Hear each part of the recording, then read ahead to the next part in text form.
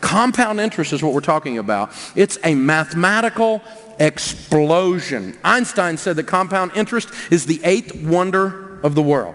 Now, compound interest is simply this. You take your money down to the bank. Let's take this $1,000, and we take it down to the bank, and we put the money in the bank. Now, you leave it there, and it earns interest, and you leave the interest there. The next year, you earn interest on the $1,000 and on the interest. The next year, you earn interest on the $1,000, on the interest, and on the interest, and you leave it there again. The next year, you earn interest on the $1,000, on the interest, on the interest, and on the interest, and then you leave it there again. That's what compound interest is. The trick with investing is you got to start, and you got to start right now. You got to get started. So we're going to get the $1,000 out of the way. We're going to get the emergency fund built as quickly as we can. We're going to get you out of debt, and then we're going to get you investing as fast as we can in these baby steps, because time needs to be on your side. Let me show you what I'm talking about. Let's look at Ben and Arthur for a minute. Ben starts saving money at 19 years old. He saves $2,000 a year. He does that all the way up until age 26. At age 27, you will notice Ben puts in zero. Say zero. At 27, he quits putting money in, but he's got the pump primed. The snowball is there. It's starting to roll down the hill, and every time it rolls over, it picks up more snow because it's a bigger ball each time it rolls over. Then his brother Arthur on the other side, he looks up and says, ooh, Ben's saving money. I need to save money. He starts saving money at age 27. Now, let's fast forward all the way to the end of the story at age 65 and see what happens.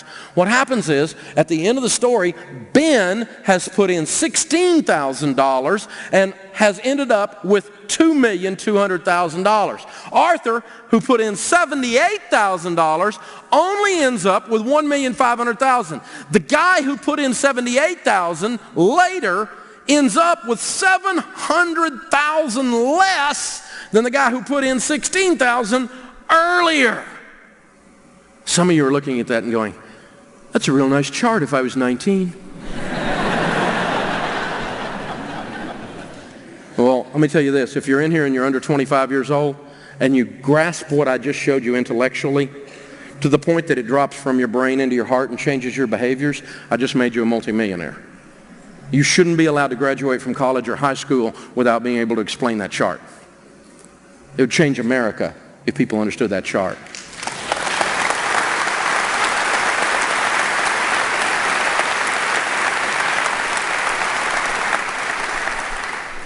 So what are we going to do? Well, if you're under 25, I just gave you a hint. Some of you in here like me, you're like over 45. If you're over 45, raise your hand.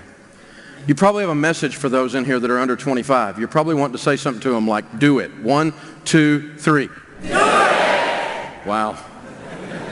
Young people, did you hear the voice of regret? One lady said, am I too old to save money? Not if you're still sucking wind.